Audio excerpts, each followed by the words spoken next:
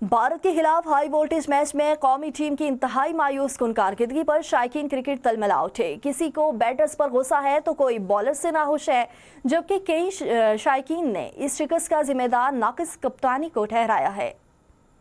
गलती का तो पता नहीं, लेकिन मैं एक बात करूंगी। पहली बात, बैन, शाहीन एंड शादाब, ये जो दामाद खान आपने रखे हुए हैं टीम के अंदर, इनको तो आप निकालें प्लीज। सबसे पहले आज बहुत पुरुमीद थे कि आज पाकिस्तान कमबैक करेगा और बहुत अच्छा कमबैक करेगा, बट एज यूजुअल वही हुआ हमेशा की तरह कि पाकिस्तान हार गया।